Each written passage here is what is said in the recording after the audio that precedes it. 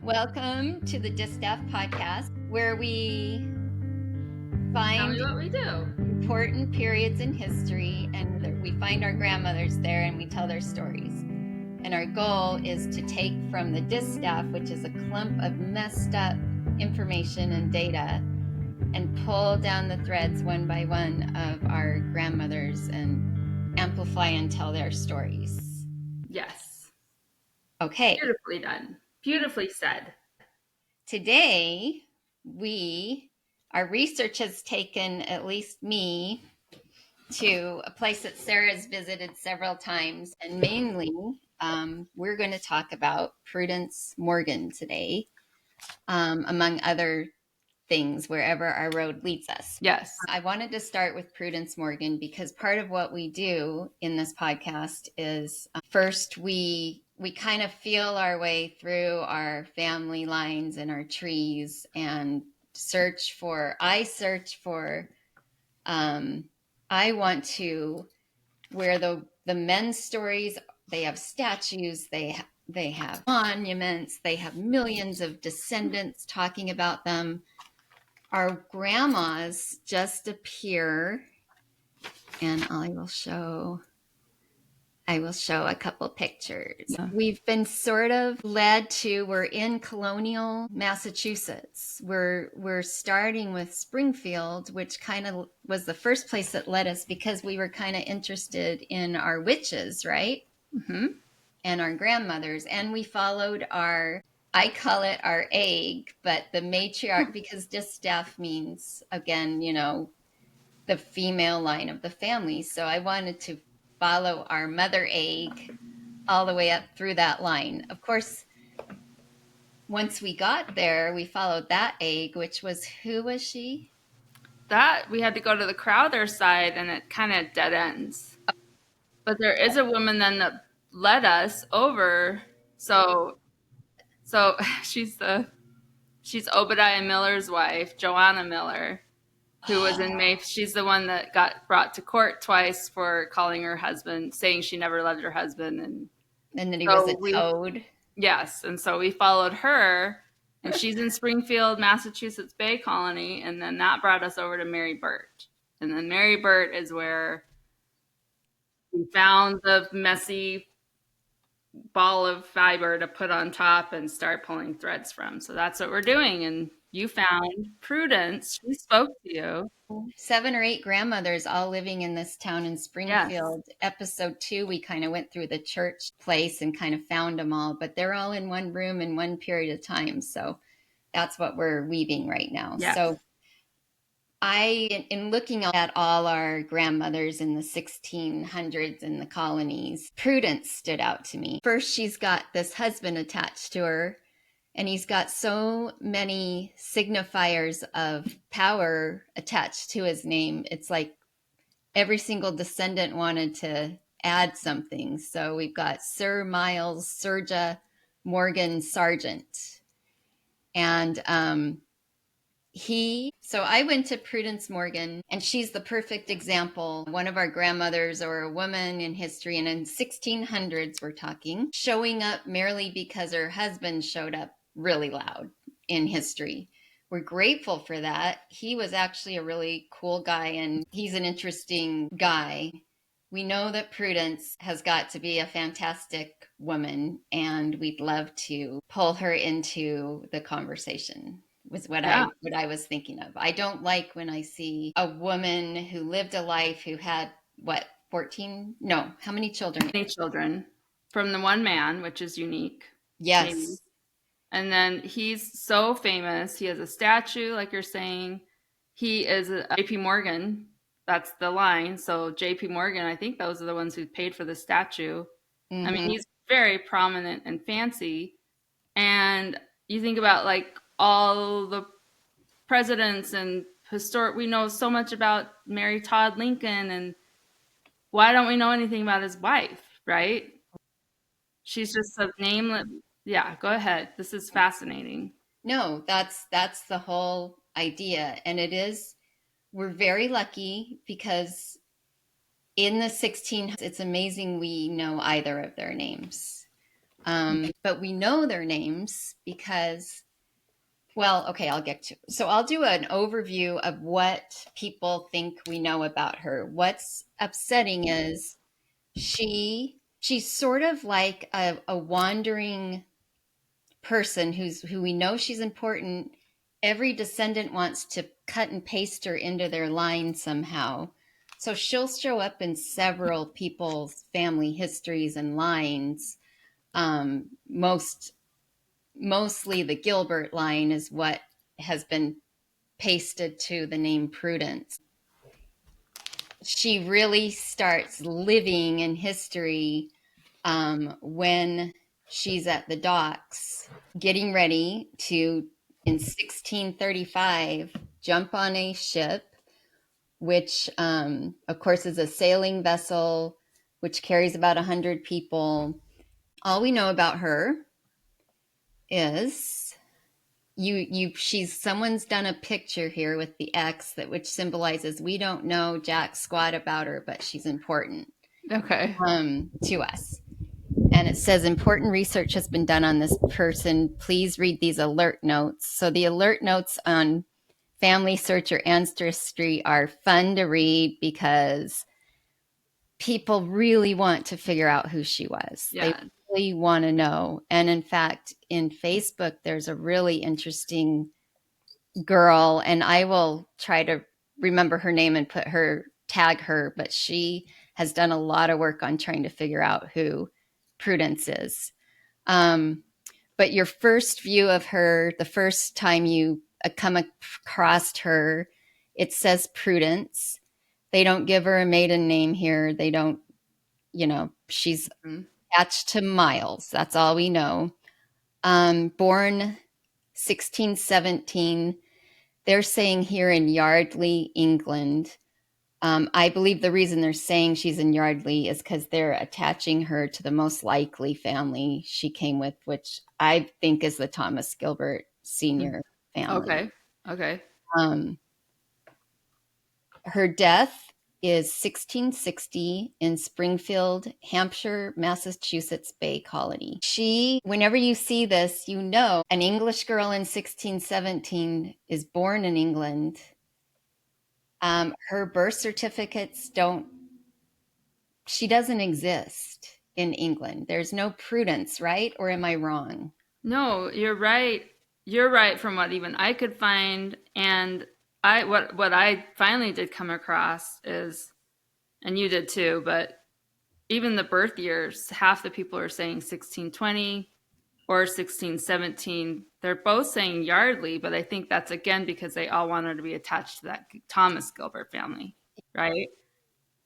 But they don't really even know her birth year, which means they've never found a record of her. Right. So the first time a Prudence Morgan shows up on the record is in Salem. When she marries Miles Morgan. So what I want to do, I'm going to do That's the first time she shows up, 1643? As a person. So not on the boat. She's not on the boat at all. Okay. I could not find her.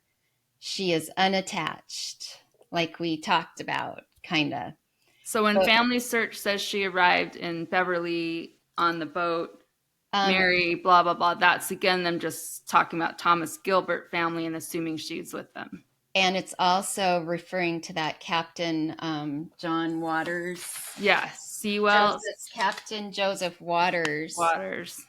Who he lived in 1700s, but someone found in his family papers the story of Morgan and Prudence.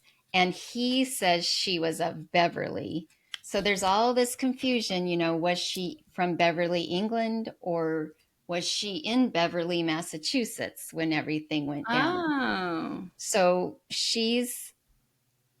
a lot of times these women show up, even our pioneer women, as they're getting on a ship, going to the unknown. That's, the first time we see her. In 1635, story goes, and I can read it. There's all different accounts, but I like this one probably the best. This is from Titus Morgan, who is a grandson of Miles Morgan.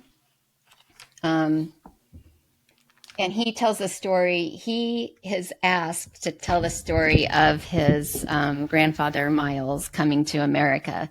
And what makes him funny is he was asked by his half-brother, Nathaniel Morgan, to give us a story of your side of the family. What's going on with your side of the family? In like, they did this, I think, in 1800 or something. The Nathaniel's writing this flowery about their family and their coat of arms and their illustrious history. Well, this guy Titus writes, and Nathaniel has to attach it to the back of his big book he's written about the Morgan family. Titus is a little more honest, and he reminds me a lot of how we've talked about descendants and how they want to color in people's past. So I love Titus because he just doesn't know. He said Miles Morgan, from whom the family of that name in Massachusetts is descended, was a native of Great Britain. But in regard to that particular town in which he first saw the light, or what was the condition or occupation of the family to which he belonged, no account has been transmitted to us, either by himself or his immediate descendants. He, however, resided several years in the city of Bristol. From hence, he, with two brothers who were older than himself, sailed from New England and arrived in Boston in April 1636. So we know that Miles Morgan was Welsh, and he came from a particular part of Wales that was very Puritan. A whole group of them came. Landolph came from there. Very Puritan. The reverend there was in with Pynchon. And so a lot of the Welsh people that came over and hung out with Pynchon and went to Springfield are all from the same period of town in Wales. So, and in fact, Mary Lewis Parsons, who's our first witch in Springfield that we talked about yesterday, she was from this same town. So she would have known Miles Morgan. Wow. And so she came over with quite a few of the same people, like Isaac Heath, a lot of the Welsh people that ended up in Springfield. So that's the way Miles's story, that's how Miles gets to the docks. He was supposed to sail on a ship, and I believe he was probably supposed to be on the Hopewell in 1636. But the story from other ancestors is that and I want to find the flowery one. Where is it? Here's a flowery one. Family lore. Let's see, of Welsh ancestry, Miles Morgan was born in 1616, which is what we believe the same date of birth Prudence was. So they were very young. 1635, so they were 19. Miles Morgan decided to set sail for the New World. He was 20 when he embarked from Bristol. And this person says he embarked on the ship Mary. This is not true. We can't find him on that ship. His older brothers, James and John, weren't exactly sailing with him. They came around the same time. So he was kind of this guy at the docks, probably set to go in the same ship that Isaac Heath was going to go in, and the other Welsh people. No, his brothers. So this is what Titus says about his brothers. Brothers are kind of interesting too. So Titus says one of these brothers settled at Plymouth, and Titus says, I don't know his name. And then all along this document, there's stars everywhere where Nathaniel Morgan is writing footnotes every minute, like, we think this is Joseph, and trying to patch it together. Interesting. So it's like family search 200 years ago. Okay. There's this weird rhetorical situation going on here. But he said one of these brothers settled at Plymouth. His family then moved to Connecticut and settled in the eastern part of that colony. His descendants are numerous. The other of these brothers, John Morgan, went to Virginia, and I did find John Morgan on a ship to Virginia. So wow. So he didn't sail with them. He says, observing the bigotry and persecuting spirits of these God, he's sarcastic. This is Titus, of these godly Puritans, who through their professed motive for removing to these Western regions was the enjoyment of religious liberty, yet would tolerate none whose sentiments were not in perfect unison with their own. Interesting, Interesting. because he grew up in Springfield, and we know that that town was definitely not your typical Puritan colony. No? So he quitted these meek disciples of John Calvin with disgust and indignation. So he knows a lot about the uncle's feelings, but nothing about Miles. Resolved to try his fortune in another clime. So soon after the arrival of Miles, a number of families emigrated from Roxbury, so Yeah. that's Pynchon's group, and planted the town of Springfield. Miles Morgan joined himself to these emigrants and accompanied them in their enterprise. So that's a background for Miles. That's from Titus. The cute thing we know is this is written by another descendant. Morgan family lore maintained that Miles saw Prudence Gilbert at the docks, Gilbert being aboard the ship with her family. Acquainted on the voyage from Bristol, Gilbert being aboard the ship with her family. Once settled in Agawam, which was the name Springfield, which we'll talk about, he sent a letter proposing marriage to Gilbert, who had settled in Beverly, north of Boston, which again, no, but okay. Right. This person's patched together everything, but she accepted, and in 1642, accompanied by an Indian guide, a pack horse, and 2 companions, Miles set out for Beverly, where the couple were married. Prudence, her possessions piled on the horse, walked 120 miles back to Springfield with her new husband. So that's pretty romantic. It is very romantic. And what time of year was it? It's 1643. They were married in February? Yes. And what's interesting about that, and what I want to tie in when we finally get to Springfield, is Prudence, 19 years old. Some say she came with the Gilbert family. So there are only 5 Gilberts that came to Massachusetts Bay Okay, Colony at this time. Yes. So there's different stories we can tell about Prudence. One is she came over on a ship with the Thomas Gilbert family from and they ended up in Wethersfield. They ended up in Hartfield. Some say she came over as a servant with the family. There is a Sarah Gilbert in this family. Some want to say she is Sarah Gilbert. On some family records, someone's tacked in Prudence Morgan as a sister who was born in 1616 with this family. Some of them have Sarah Gilbert twice. So one born in 1624. The Sarah Gilbert with this Thomas Gilbert family was born in 24 and did marry a Joel Jenkins in 1640. So I don't think Prudence is that girl. They say that a servant was traveling with the Thomas Gilbert family. Okay, so that's one group. So mystery on this woman and on this family and on this servant, question mark. Some people think it could be Miles. Some think it's Joel Jenkins, that's Sarah, one of the Sarahs, and then it could be, so it's fascinating. So she's like a paper doll almost. Yes. And you can paste her onto the Thomas Gilbert family. There's no record of them coming over on a ship together. Doesn't mean they didn't. Right. But they're not on a ship. However, this family all clicks off the buttons for what happens next, for Lydia Gilbert marrying their son, for the dad and mom dying in Hartford, for being close by. So we could paste her up with them. The second group she's often attached to is a John Gilbert and Winifred Gilbert family. Okay. They have the same Winifred is his third wife. So John Gilbert, who's related to Humphrey, famous Gilbert family. So, but he married 3 times. So John Gilbert had 2 children from his first marriage, 2 from his second, and several more from the third.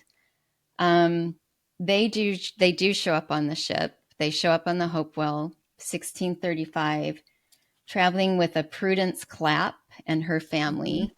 So it's the only Prudence I've found on a ship. So I thought, oh, maybe, Right. you And know, associated with the Gilbert. yeah. And Yeah. the Gilbert family is traveling with an assortment of nieces, nephews, Yeah. um, Teenagers. lots of teenagers. Uh-huh. And they've got a John Gilbert and they've got a Joseph Gilbert. And so I followed that path for quite a while because they're interesting in themselves. They're married to the Rossiters and all this kind of stuff. Yes. And wasn't their dad, was he the one that was the actual clerk for the king? Yeah. Yes. Okay. So that's why they're thinking, man, if she was affiliated with them at all, there's two big prominent families that she's Yeah. could be floating. Yeah. We would know more about her.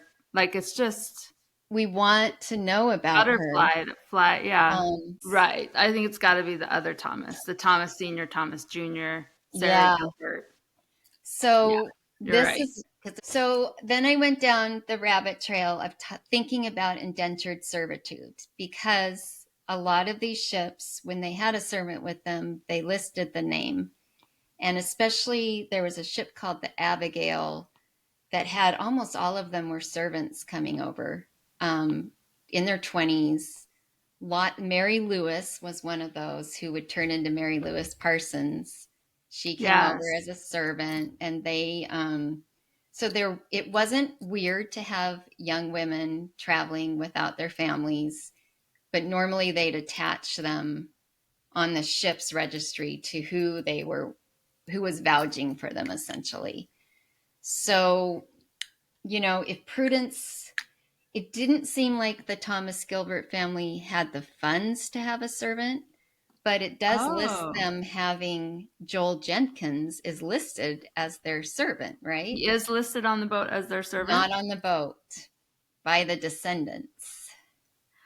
See, that's why, because didn't we figure out that, and not that I'm harping on this, but I think Sarah got pregnant by him out of wedlock and they had to get married. The Yes. timing of the birth and the marriage didn't work out. So if they're saying he's a servant, yes. Or are they just saying that? I mean, we don't really know, right? Well, We're just what's going weird off is of the families. that's such a good point because what I noticed is the timing of Prudence and Miles's relationship. So they're at the docks. They get on the ship. She's 19, he's 19, and the romantic view from Descendants is he was supposed to get on this other ship with all the Welsh Miles was people, supposed to get, Miles, yeah, and he saw her at the dock right. and snuck onto her ship, which is possible. It's completely, and also you have to assume these ships' registries are from the 1600s. A Right. lot of them are from really, really careful people have found scraps of paper and put databases together to try to restore all these names, which they've done a great job. But even they'll say you won't. I don't know how they missed a whole family, Thomas Gilbert. Right. Because the one explanation maybe for Miles is that you could register to be on a boat months ahead of time and maybe someone dies or you you run out of money. Not everybody who was on the boat registry actually got on the boat, and it could be Right. opposite, that not everybody who was on the boat had been, is that possible, been put on the Mm-hmm. registry. So Mm-hmm. he could have jumped on the boat, Mm-hmm. but Yeah. I And don't know. yeah. Yeah. And it seemed like he was pretty independent for being 18 or 19, not living in Wales and living in Bristol, which was kind of a Hmm. rough port city for a while, so he had some moxie. So then they're on this ship in the 1600s, and if she's not Sarah Gilbert, which she could have been, she's traveling without a father figure, but she could be the niece of the Gilberts, or she could be Sarah. You're saying you think she could be Sarah, possibly. We thought that for a while, and we Yeah. just could never make it really connect. You would have to do some really, I mean, I still think it's possible because Sarah Gilbert, we don't know her death date, really. Nobody really knows when she died, which is weird because Joel Jenkins, as they were married, they had kids. He got a couple pieces of land in his will. He has a land in Reading, Massachusetts, and like he's documented, but nobody knows when she dies. So did she leave? You know, what does that mean? But she had 5 sons and 2 daughters with Joel Jenkins. And there's all these things documented, but they're we don't know when she died. So No, that is always a mystery to me when it you is don't a know that. mystery, and I really thought about that, and I just realized that the Thomas Gilbert family, it had always been, they were in Braintree, they were by Boston, but they were for a while, and then Sarah that Gilbert got married in 1640 to Joel Jenkins, and they were married in Braintree or in that area, so they were near the Boston area. Yeah. But then her dad and her brothers all started migrating west. They went from, they went from Boston, all of them, to Hartford, and the dad ended up in the town nearby called Wethersfield, and they lived in Windsor. The mom Okay. and dad, all the Interesting. Gilberts were in Windsor during Okay. Lydia's thing.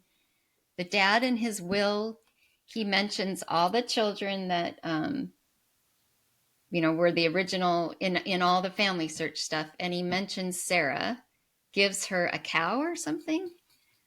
Thomas Gilbert Oh, does, her dad, yeah. but he doesn't mention Prudence, which would make sense because if she was just an add-on, either a servant or a friend of a friend or someone they agreed to bring her over with them, she would not show up in his will, in Right. Thomas Gilbert's will. But Sarah does, which indicates that, Probably his she's a daughter. separate girl. And Right. I think she was born in 1624. And I think they might have, okay, sorry, this is jumping around. But back to Sure. the idea of, is Prudence Sarah Gilbert? What's interesting to me about Prudence is Miles is, and we have a similar love story in our Danish line with Mads Madsen and Ellen, Neil's daughter, where they met on the ship coming over to America, and they fell in love, and then they walked along the trail and fell in love and Mm-hmm. got married right at the end, right away. This group is different because Miles and Prudence, let's call her Prudence, meet on the decks. They spend 9 weeks on this scary ship ride together, all close quarters, and they both end up, the Gilberts kind of have some Puritan bent to them, so they're all kind of staying in the same area in Braintree, which is nearby Roxbury. Right. Okay. So these people would be in touch. They don't get married right away. Like Sarah Gilbert gets off the ship and gets to marry Joel Jenkins 4 years later, 5 years later. Miles gets off the ship and he heads straight to, not straight, but he signs on with Pynchon as an indentured man. He Yes. signs a contract for 7 years. Prudence Gilbert, if she's living with the Gilbert family and got off the ship, if she was a servant or indentured in some way, she couldn't marry anyone for 7 years. And so at the 7-year mark, we see Miles walking to Boston to get her, and they get married right at the 7-year mark of an indentured ship being over. That's What cool. do you think about that? That says something about the Gilbert. Okay, well, if Prudence is a Gilbert, then if Joel Jenkins is a servant and Sarah's allowed to marry him, did she marry him though when he was done with his? That's interesting. No, I don't think he was a servant. Joel Jenkins, they got married. In 1640. Yeah, 1640. And then the first daughter happens. And so if Thomas Gilbert is in charge of these two girls, he doesn't let his daughter marry his servant. He doesn't let his servant marry his servant unless she was the one who was released after 7 years. Right. I mean, she Too. might have been with, and you see this commonly in Springfield with their own daughters, with Prudence's daughters and Miles, is they do put them out to service for 7 years. Okay, so here's my question then. Men could be indentured servants because they were promised land and shares of the company, right? Women, was that an offer to women, or when they were servants, was that just truly being sent out to go be? Well, so there wasn't a 7-year contract for women, was there? That's a really good question. I wondered about that, about women in servitude. And yes, well, as we know, England was a very contract-oriented society. So women would, like Miles, there's a story of Miles bringing his oldest daughter to serve at Henry Styles' house. Ooh. He went to Not Henry Styles? Styles, in John Pinchot's house. Oh, okay. Styles is the guy Pinchot. that was the yucky guy. Anyway, okay. they show up on legally because she signed a 7-year. She agreed to work for them for 7 years. So that's an example of a girl, even the Miles. So if Prudence and Mary Lewis. I was just gonna look for that. Okay, I won't look for it then. Yeah, Mary Lewis was okay. Mary Lewis had and the she was 7-year contracted contract. She came over because she was kind of converted religiously to the Puritan movement from Wales. But when she got over here, we think she signed a contract. Yeah, because she came over later. She didn't come over until 1643. Okay. Which was why she was 30 when she was finally free to marry. So it's in Prudence's life and Mary Lewis's life, it's another example of how Shiat can go wrong, or it can go really right. So we can talk about that later. But so I feel the piece I made with this is, there's the other one about there's no Prudences coming over, but we'll talk about that in a minute. But, you always think Prudence Morgan's life began on that dock when Miles Morgan saw her, right? That's how we know she even existed. Breathed life into her. But the thing that no one ever talks about is the life before, the girl before, and how big of a decision, how she had made really a pretty independent decision at some point to leave England unmarried and get on this rickety wooden ship to nowhere.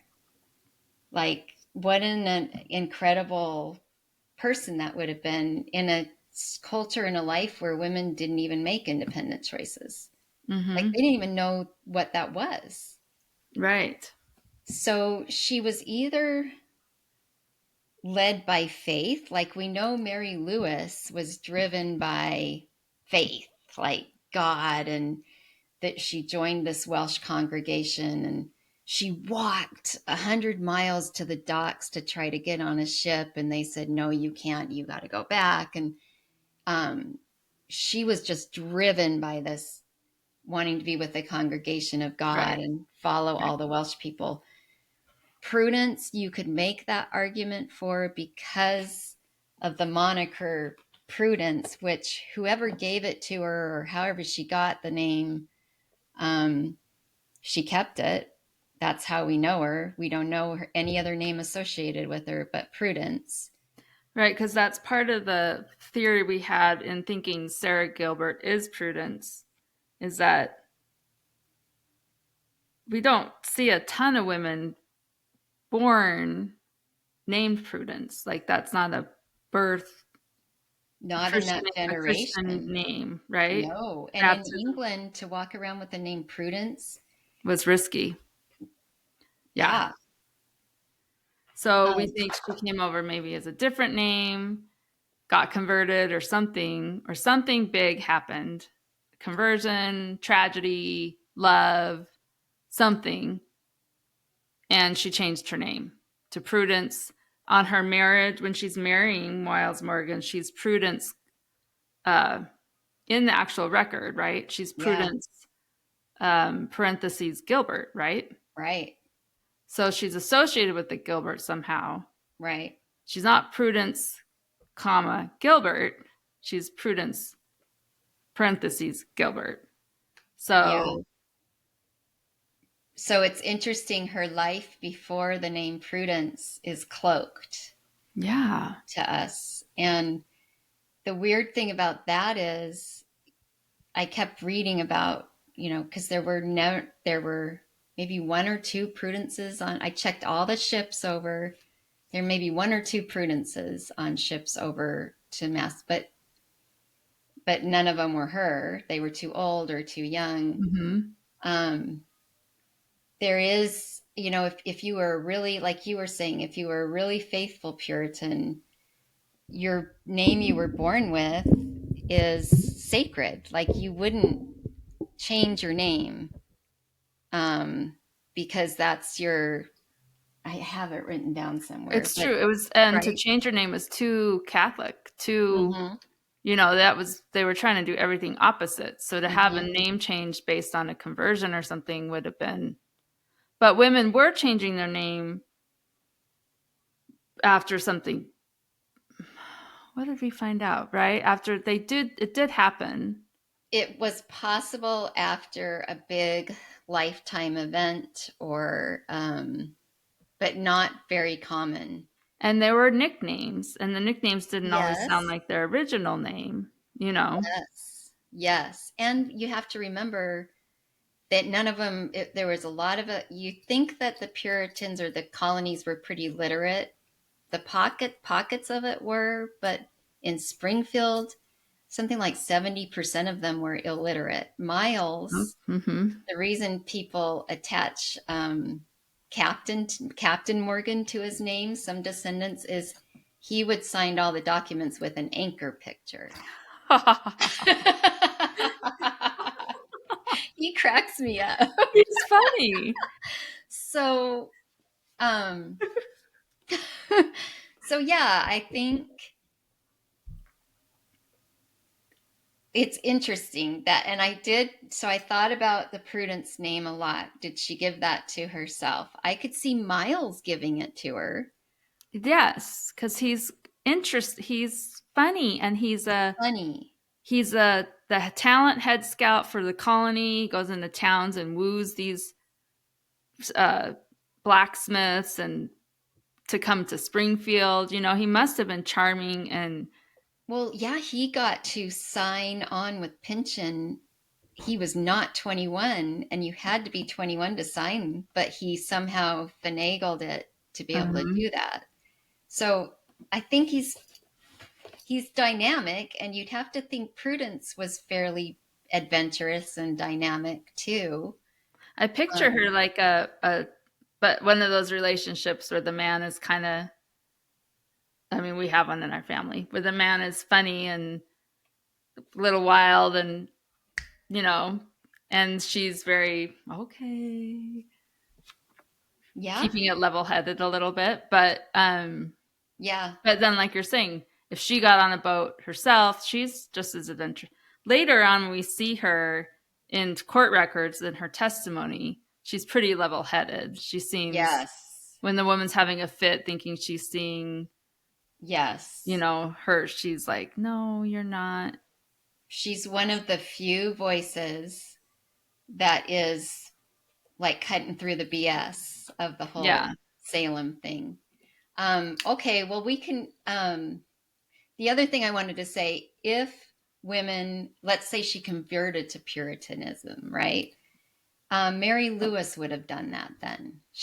Mary Lewis was such a Yes. fanatic, she would have stuck that name on her.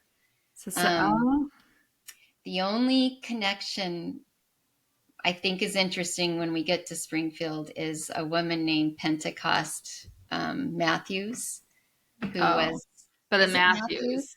If it's a Matthews, they were bananas. Well, Mathers or Matthews? um, Matthews, John and Pentecost Matthews. They, when we get to Springfield, they got married at the same time that Morgan, Miles, and Prudence did. Her name stands out because you don't see ever the name Pentecost. Yeah. She's got question marks, but I did track her back to, she was born in the colonies in 1622 and named Pentecost, the child of, I think it was the Bond family, but they were reverenced. They had been in their they were the original people. So she was actually born in the colonies, named Pentecost. She was literate in Springfield, and she's the other voice of reason in these court trials. And we are related to them. And did you say there's a bond in there? Mm-hmm. Like a William bond? Bond is, I think her father. I wonder if that's Um, related to William Bond. She, Mary Burt's. yeah. Yes, because the Burts came Yeah. over on the same ship as the Bonds, I believe. So anyway, I'm gonna look into that. Pentecost was the teacher in Springfield. She was literate, and Oh. she married Thomas is that his name? Sorry, everybody. John Matthews, who was Welsh, who grew up in Miles's area and came over with the other people. So the reason I'm saying that is you can see you'd almost have to carry a name like that for real. You'd have to have some real Puritan background. And I'm the Gilbert family that Prudence wants seems to be attached to weren't didn't what do you think? Thomas Gilbert, I sorry. mean, Sarah got pregnant ahead of time. Thomas Yeah. was put in jail. Her brother was put in jail for something, and I can't remember what year. I mean, they did seem like a pretty lively group. Not Yeah. The totally. dad was merchanty. They Mhm. weren't wealthy, but they had to kind of hustle their way Yeah, through life, right. right? Yeah. So um Interesting, Kim. anyway, so Wow. I will keep searching for Prudence. I'm sure we can find her. But that's another day for that. But where we find her is cool. Cool. So Yes. on the docks with heading, she's not totally attached to the Gilberts. She's kind of her own woman. She may have been, you know, more. I think you're right that she was the serious woman in the couple. But she waited 7 years Yeah. for Miles to become finally able. He got his tract of land. He got, let's see, I just want to, sorry, I No, wanted you're fine. to get back to Titus here. Okay, so Miles Morgan left in Boston area and he joined himself to the Pynchon group. On his arrival, he got a lot that it was allotted to Morgan.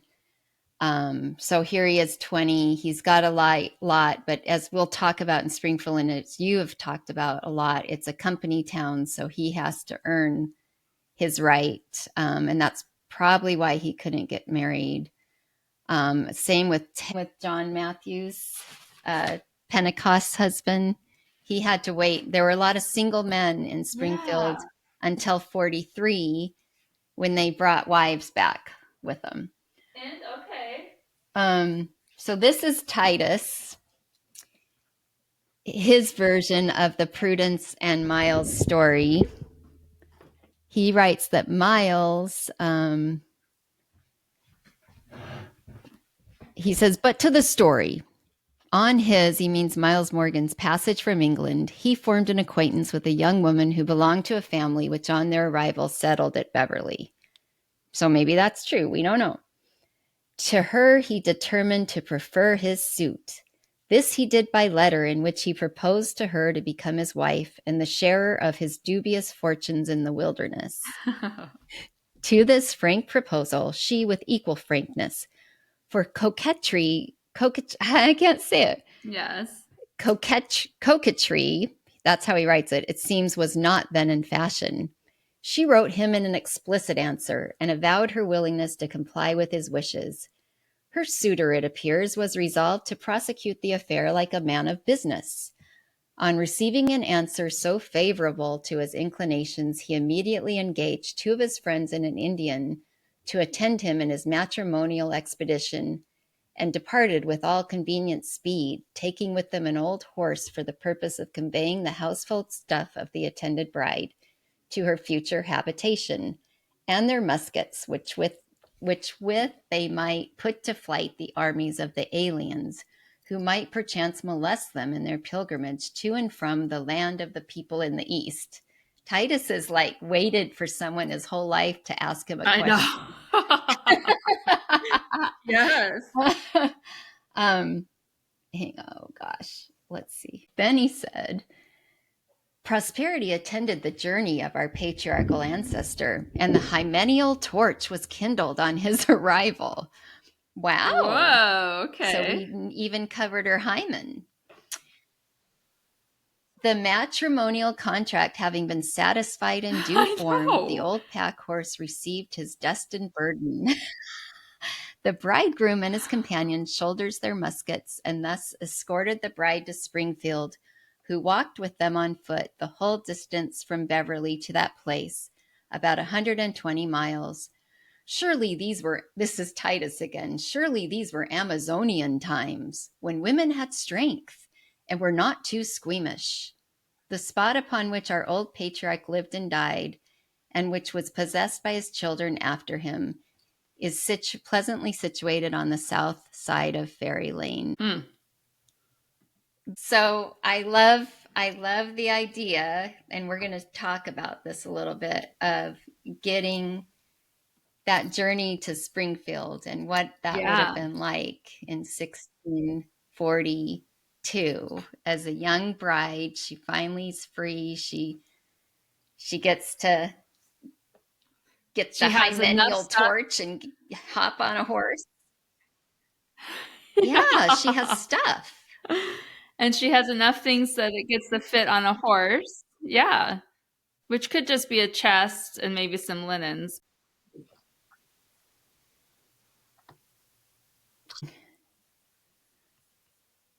So Prudence and Miles, according to Titus, get to Springfield. Miles has already established himself there. He has a little lot. He has a place for her to go. They're not the only newlyweds in town. So we've got Pentecost Matthews moving in. We have Mary Lewis, right? Just married Hugh. We have Bathsheba and Reese Bedortha moving in. What year is this? 1643. So we've got 1643. We've got Abigail and Mary doing all their stuff. We'll talk about how Springfield is laid out. It's essentially a company town, so everyone's indebted to William Pynchon. They're not gathered there to be a unified group or anything.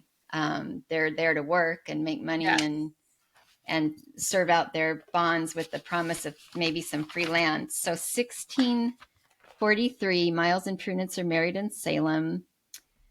So we've got a bunch of people moving into this town ready to start their new life. Miles and Prudence are located, their lot, because they got there a little earlier, is located on the north part of town, which is considered kind of the better. You've got They're all not the down with pension. because the No, settlement is because all the Welsh people. yeah, so Miles is not with his Welsh people. He's in the north, which when you start looking into the witch trials, all the southern people are the ones mostly involved in it. The Welsh, the people living, we don't see Prudence and Miles pop in very much, but No, the other not on people that are all one. in each other's business. So, Mm-hmm. but it is a small town, so they're there. Miles and Prudence have how many children there? They just start popping out babies. They have 8 children. Mary is their first. They have a Jonathan, which is a link to her brother's name, probably. Yeah. They have a Lydia Morgan, which we'll talk about, and their youngest is Mercy Morgan, and Mercy is 2 years old when Prudence dies in 1660. So her life was short but busy. Yeah. And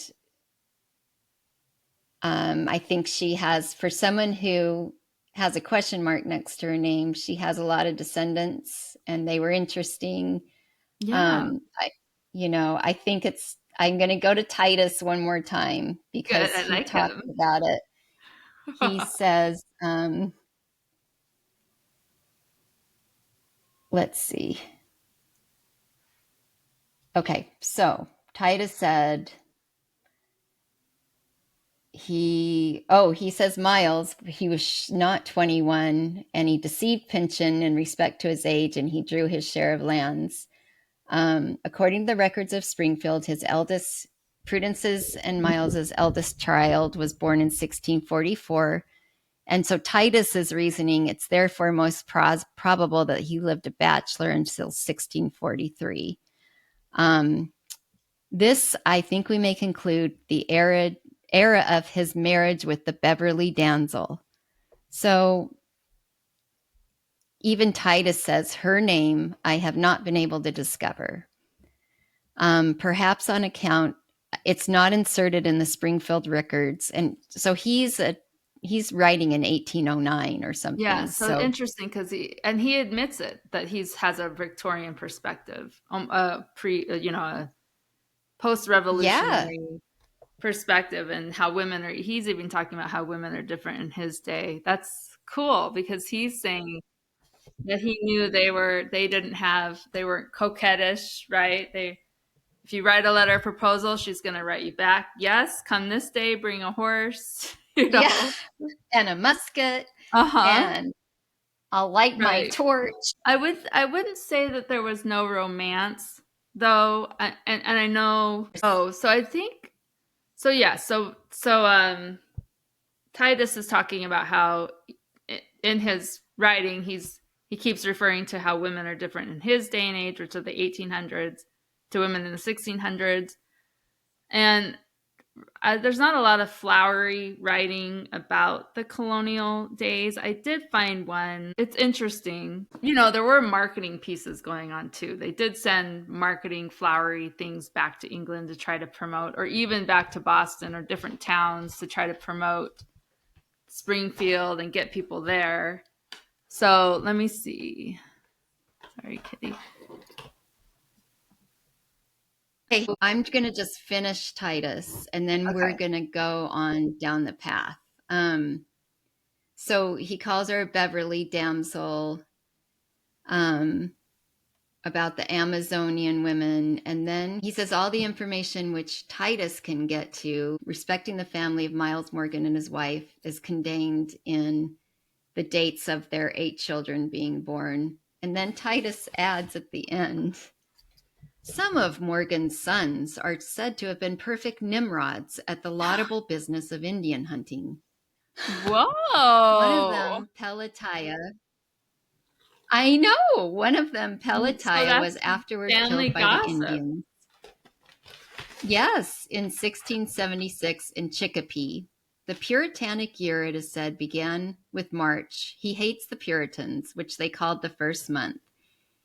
It appears that during the holy times of the Grand Rebellion, it was thought profane to distinguish the months by those names of pagan original which they had formerly borne, though after the restoration of King Charles II, the good Puritans were constrained to conform to the ancient usage in this respect. Then he finishes it with, her maiden name was Prudence. And then you get the star from Nathaniel. He said her maiden name was Prudence Gilbert. So Interesting. Prudence. I just think it's interesting. Titus is interesting because rhetorically he's making fun of Nathaniel, because at one point, a few paragraphs above, he's like, we didn't have a coat of arms. All these people, this is after Nathaniel's written 100 pages about their ancestors with their coat of arms. And he's like, you can order a coat of arms for da-da-da. He's like, we are just farmers. We're farmers. But anyway, the point being that even Miles was his grandfather. He doesn't even know where Prudence came from. Yes. Have we looked at the name Prudence as in last name? I tried and I found nothing. Nothing. Huh. So I think her kids were so young, and then he remarried. He didn't remarry Chapin Bliss for 9 years, though. Yes. So he was single for a long time. It makes me think it was a love story. Yeah. Like we're talking about. So in the Puritan times, I think Miles and Prudence probably had a good thing going on. I think so. I think they were pragmatic. They knew the adventure, the task at hand on creating a new life. And I think they weren't in a rush, obviously. They were obviously patient. They didndidn't have to get married. So they were. And he knew where she was. Like, he kept track of her. Yes, he knew where she was. They probably were writing letters for 7 years, I'm sure. They were writing letters for 7 years. And so the path they walked, this 120 miles, is significant because it was a treacherous path. Yes.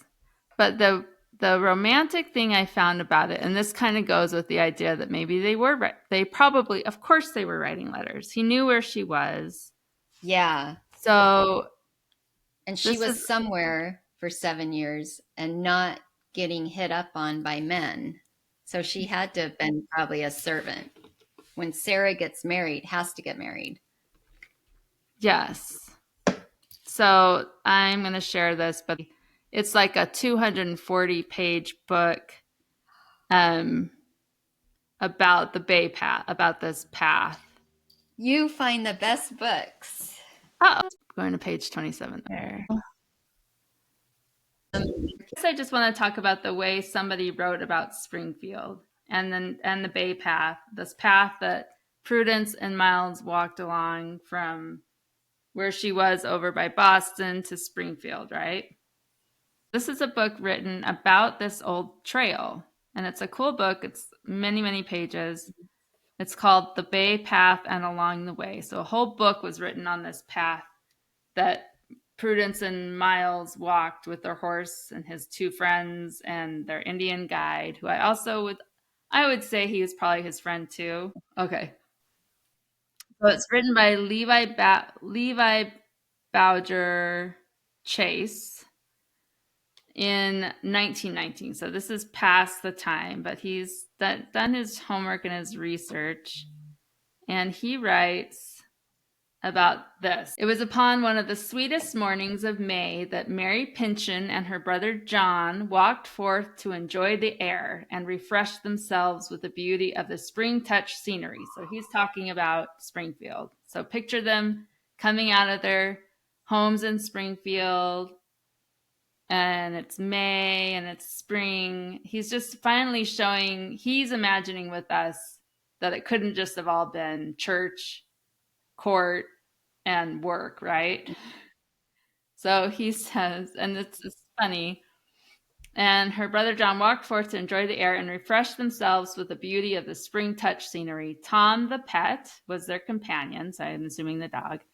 And as Mary heard the stroke of axes in the woods upon the hill, she deemed it safe to walk in that direction because there'd be other men there, right? Her steps naturally sought the bay path, not perhaps because it led to the most charming view or was the easiest of access. She could not tell why she chose it. Her feet, almost by force, took the path which her thoughts had traveled so long and led her toward hopes that might, for aught she knew, be on the wings of realization to meet her and lead her back to her home crowned with peace and garlanded with gladness. I mean, this is so post-Victorian. But this part's cool. After arriving at the summit of the hill, Mary and her brother selected a favorable spot and sat down. Far to the north, Mount Holyoke and Mount Tom stood with slightly lifted brows waiting for their names. Isn't that interesting? I don't know. Like they already have names. People have lived there for thousands of years. Okay. Yeah. Before them on the west. Okay. Before them on the west, the Connecticut, like a silver scarf floating upon the bosom of the valley. Beyond it, the dark green hills climbed slowly and by soft gradations heavenward until the sky joined their upturned lips in a kiss from which it has forgotten to awake. So, I don't know. There's just so many. Oh, there too were the dwellings of the settlers, some of them surrounded by palisades, so forts protecting them, you know, like this beautiful scenery, but some of the houses had pokey wooden fences around them to protect them from the natives. Other humans. For protection against a possible foe, and all of them humble and homely. Near where they were sitting still swung axes of the woodmen, and off upon the meadow on the western side of the river, the planters were cultivating their corn. The scene was one of loneliness, but it was one of deep beauty and perfect peace. So that's how he kind of wrote about, and it's not so much the Bay Path. I know that's talking about Springfield, but it's just, it's the first time I've actually, go ahead. It's the first time I've heard anyone really try to describe what it was like. And I know it's romanticized and he's writing it 200 years later or something, but to picture maybe these women did go on walks, and maybe they did go on walks towards where the men were cutting down trees because that was safe, right? They would have protection, and the only time they could walk was when they were kind of a well thought out along the path, and it was a busy path. Okay, that's the other thing I'll read. This is I love this because you're bringing us in Prudence's eyes, kind of. We see that the same thing she would have seen as she entered the top of that path and finally seeing her new home in Springfield, with hopes right. And the unknown. And chimney, smoke from the chimneys and men in the woods. And it's from a colonist perspective. Kind of. He's a little bit it's 1919 that it was published. I'm not sure when it was written, but okay, so here's how he describes this bay path. So we're picturing Miles and Prudence before he went to get her, right? And then this bay path was a pretty important conduit of communication, letters. I'm sure, I would bet in those years where before they were married, he probably visited her and saw her. He was traveling all over the land there. Mm-hmm. And so here's how this man, again, describes this bay path. Yeah, so he had to have seen her. So anyway, and if not, they certainly were writing letters. So here's what he describes this bay path. It was wonderful what a powerful interest was attached to the bay path. It was the channel through which laws were communicated, through which flowed news from distant friends, and through which came long, loving letters and messages. It was the vaulted passage along which echoed the voices that called from across the ocean, and through which, like low-toned thunder, rolled the din of the great world. I mean, I like his writing. He's flowery, but That rough tread of soil, chopped by the blades of 100 streams, was a bond that radiated at each terminus into 1,000 fibers of love and interest and hope and memory. It was the one way left open through which the sweet tide of sympathy might flow, which is true. Like, that bay path was their one connection, other than the river, but to news and politics, and they got sent down that road to jail if they were a witch. They got love letters back, you know. Every rod had been prayed over by friends on the journey and friends at home.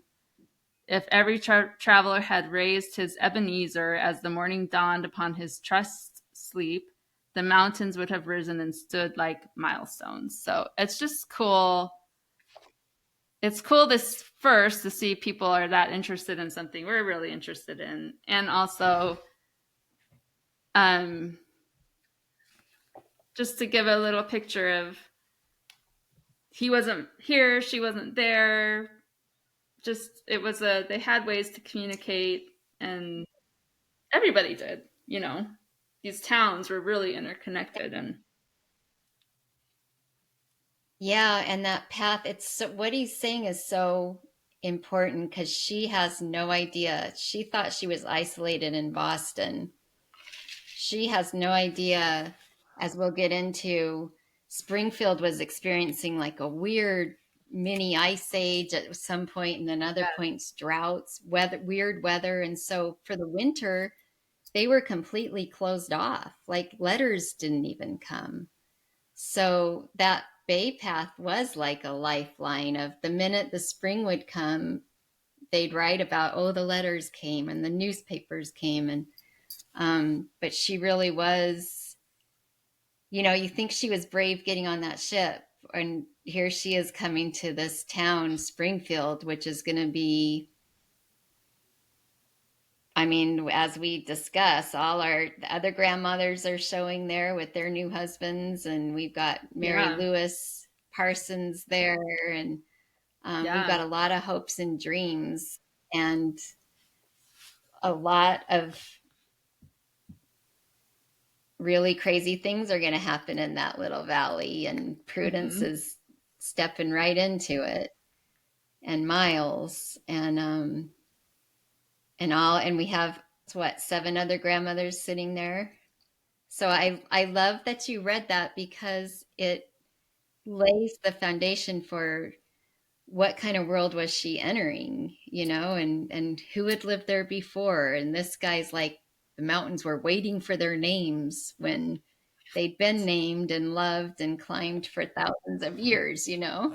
yeah. So I think we end this episode with Prudence and Miles finally married, walking that bay path, arriving, and you'd hope it was a sunny day, like that writer describes. But I wonder if, but that's why I think the legend gets so much, because really it is a established bay path trail. So in the summer, it's a cart trail, so it's not that hard.